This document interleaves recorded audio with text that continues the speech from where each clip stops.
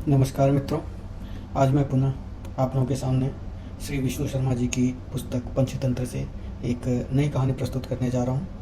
अब तक हमने देखा कि कैसे आचार्य ने राजा के पुत्रों को नीति शास्त्र व राजकीय नियमों को सिखाने के लिए अलग अलग कहानियों का सहारा लेते हैं। इस कहानी में 2 सियार और शेर शामिल होते हैं, बाद में एक बैल भी होता है, और कैसे सियारों ने कहानियों के माध्यम से पहले तो शेर और बैल की मित्रता कराई, फिर उनमें फूट डालने का प्रयास किया। आज हम इसी कहानी को आगे बढ़ाते हुए सियारों के बीच के वार्तालाप में एक नई कहानी को जोड़ रहे हैं और इस कहानी को हम प्रारंभ कर रहे हैं। इस कहानी का शीर्षक है सीख नदी जो बानरा। इसका सारांश यह है कि उपदेश से मूर्खों का क्रोध और भी भड़क उठता है, शांत नहीं होता। किसी पर्वत के एक भाग में बंदरों का एक दल रहता था। एक दिन हेमंत ऋतु के दिनों में वहाँ इतनी बर्फ पड़ी और ऐसी हिमवर्षा हुई कि बंदरों की सर्दी के मारे मृत्यु होने लगी। कुछ बंदर लाल फलों को ही अग्निकण समझकर उन्हें फूंक फूंक मारकर सुलगाने की कोशिश करते रहे। सूचीमुख पक्षी ने तब उन्हें वृथा प्रयत्न से रोकते हुए कहा, ये आग के शोले नहीं, गुज्जा फल है, इन्हें सुलगाने की व्यर्थ चेष्टा क्यों करते हो? अच्छा है कि तुम कहीं गुफा कंदर में चले जाओ, तभी सर्दी से रक्षा होगी। बंदरों में एक बूढ़ा बंदर भी था। उसने कहा, सूचीमुख, इन उपदेशों को न दे, ये मूर्ख हैं, तेरे उपदेश को नहीं मानेंगे बल्कि तुझे ही मार डालेंगे। वह बंदर कह ही रहा था कि एक बंदर ने सूचीमुख के उन पंखों को उखाड़कर झकझोर दिया। इसलिए मैं कहता हूँ कि मूर्ख को उपदेश देकर हम उसे शांत नहीं करते बल्कि और भड़का देते हैं। तिस को उपदेश देना स्वयं मूर्खता है। मूर्ख बंदर ने उपदेश देने वाली चिड़ियों का घोंसला तोड़ दिया था। दमनक ने पूछा, कैसे? करटक ने बंदर और चिड़िया की यह कहानी उसे सुनाई। किसी जंगल में एक घने वृक्ष की शाखा पर चिड़ा चिड़ी का एक जोड़ा रहता था। अपने घोंसले में दोनों बड़े सुख से रहते थे। सर्दियों का मौसम था। उस समय एक बंदर बर्फीली हवा और बरसात में ठिठुरता हुआ उस वृक्ष की शाखा पर आ बैठा। जाड़े की मार उसके दांत कटकटा रहे थे। उसे देख चिड़िया ने कहा, अरे तुम कौन हो? देखने में तो तुम्हारा चेहरा आदमियों का सा है, हाथ पैर भी हैं तुम्हारे, फिर भी तुम यहाँ बैठे हो, घर बनाकर क्यों नहीं रहते? बंदर बोला, अरे तुझसे चुप नहीं रहा जाता, तू अपना काम कर, मेरा उपहास क्यों करती है? चिड़िया फिर कुछ भी कहती, वह चिढ़ गया। क्रोध में आकर उसने चिड़िया के उस घोंसले को तोड़ फोड़ डाला। कत्तक ने कहा, इसलिए मैं कहता हूँ, जिस तिस को उपदेश नहीं देना चाहिए, किंतु तुझ पर इसका प्रभाव नहीं पड़ता, तुझे शिक्षा देना भी व्यर्थ है। बुद्धिमान को दी हुई शिक्षा का फल मिलता है, मूर्ख को दी हुई शिक्षा का फल कई बार उल्टा निकलता है। जिस तरह पाप बुद्धि नाम के मूर्ख पुत्र ने विद्वता के जोश में पिता की हत्या कर दी। दमनक ने पूछा, कैसे? करटक ने तब धर्म बुद्धि पाप बुद्धि नाम के 2 मित्र की कथा सुनाई। किसी स्थान पर धर्म बुद्धि और पाप बुद्धि नाम के 2 मित्र रहते थे। एक दिन पाप बुद्धि ने सोचा कि धर्म बुद्धि की सहायता से विदेश में जाकर धन पैदा किया जाए। दोनों ने देश देशांतरों में घूमकर प्रचुर धन पैदा किए।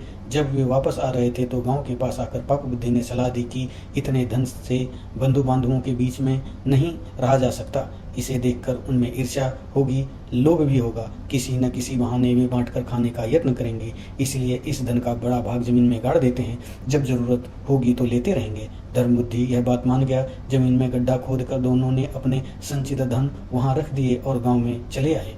कुछ दिन बाद पाप बुद्धि आधी रात को उसी स्थान पर जाकर सारा धन खोद लाया, उस पर मिट्टी डालकर गड्ढा भरकर चला गया। दूसरे दिन वह धर्म बुद्धि के पास गया और बोला, मित्र, मेरा परिवार बड़ा है, मुझे फिर कुछ धन की जरूरत पड़ गई है, चलो चलकर थोड़ा थोड़ा धन ले आए। धर्म बुद्धि मान गया। दोनों ने आकर जब जमीन खोदी तो वहाँ वह बर्तन निकला जिसमें धन था, तो देखा कि वह खाली है। पाप बुद्धि सिर पीट कर रोने लगा, मैं लुट गया, धन बुद्धि ने मेरा धन चुरा लिया, मैं मर गया, लुट गया। दोनों अदालत में धर्माधिकारी के सामने पेश हुए। पाप बुद्धि ने कहा, मैं गड्ढे के पास वाले वृक्षों को साक्षी मानने को तैयार हूँ, वे जिसे चोर कहेंगे वह चोर माना जाएगा। अदालत ने यह बात मान ली और निश्चय किया कि कल वृक्षों की साक्षी ली जाएगी और साक्षी पर ही निर्णय सुनाया जाएगा।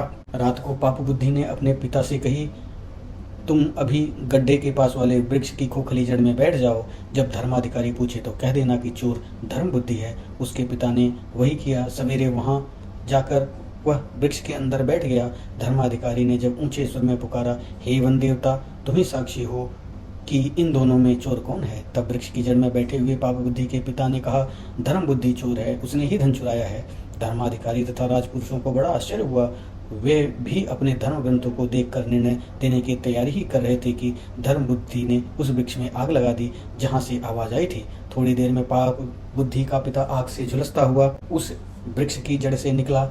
उसने वन देवता की साक्षी का सच्चा भेद प्रकट कर दिया। तब राजपुरुषों ने पाप बुद्धि को उसी वृक्ष की शाखाओं पर लटकाते हुए कहा कि मनुष्य यह धर्म है कि वह उपाय की चिंता के साथ अपाय की भी चिंता करे, अन्यथा उसकी वही दशा होती है जो बगुलों की हुई थी जिन्हें नेवले ने मार दिया था। धर्म बुद्धि ने पूछा, कैसे? तब राजपुरुषों ने कहा, सुनो, जंगल के एक बड़े वट वृक्ष की खोल में बहुत से बगुले रहते थे। उस वृक्ष की जड़ में एक सांप भी रहता था। वह बगुलों के छोटे छोटे बच्चों को खा जाता था। एक बगुला सांप द्वारा बार बार बच्चों के खाए जाने पर बहुत दुखी और विरक्त सा होकर नदी किनारे आ गया बैठा और उसकी आंखों में आंसू भरे थे। उसे इस प्रकार दुखमग्न देखकर एक कीकड़े ने पानी से निकलकर उसे कहा, मामा क्या बात है, आज क्यों रो रहे हो? बगुले ने कहा, भैया बात यह है कि मेरे बच्चों को सांप बार बार मार कर खा जाता है। कुछ उपाय नहीं सूझता, किस प्रकार सांप का नाश किया जाए, तुम्हें कोई उपाय बताओ। कीकड़े ने मन में सोचा, यह बगुला जम्बबैरी है, इसे ऐसा उपाय बताऊं जिससे सांप का नाश के साथ साथ इसका विनाश हो जाए। यह सोचकर बोला, मामा एक काम करो, मांस के कुछ टुकड़े लेकर नेवले के बिल के पास डाल दो। उसके बाद बहुत से टुकड़े उस बिल से शुरू कर सांप के बिल तक बिखेर दो। नेवला उन टुकड़ों को खाता खाता सांप के बिल के पास आ जाएगा और वहां सांप को भी देखकर उसे मार डालेगा। बगुले ने ऐसा ही किया। नेवले ने सांप को तो खा लिया, किंतु सांप के बाद उस वृक्ष पर रहने वाले बगुलों को भी खा डाला। बगुले ने उपाय सोचा, किंतु उसने अन्य दुष्परिणाम नहीं सोचे। अपनी मूर्खता का फल उसे मिल गया। पाप बुद्धि ने भी उपाय तो सोचा, किंतु अपाय नहीं सोचा। करटक ने कहा, इसी तरह दमनक, तूने भी उपाय तो किया किंतु अपाय की चिंता नहीं की। तू भी पाप बुद्धि के समान मूर्ख है। तेरे जैसे पाप बुद्धि के साथ रहना भी दोषपूर्ण है। आज से तू मेरे पास मत आना। जिस स्थान पर ऐसे ऐसे अनर्थ हो वहां से दूर रहना चाहिए। जहाँ चूहे मन भरकर तराजू को खा जाएं, वहाँ यह भी संभव है कि चील के बच्चे को उठाकर ले जाए। दमनक ने पूछा, कैसे? करटक ने तब लोहे की तराजू की कहानी सुनाई। तो मित्रों, आज की कहानी को हम यहीं समाप्त करते हैं। आशा करता हूँ कि आपको आज की कहानी भी पसंद आएगी और आप इससे कुछ नया सीखने या प्रेरणा लेने का प्रयास करेंगे। कृपया मेरे इस चैनल को अधिक से अधिक लोग सब्सक्राइब करें, वीडियो को लाइक करें तथा अपनी राय कमेंट बॉक्स में ज़रूर व्यक्त करें। धन्यवाद।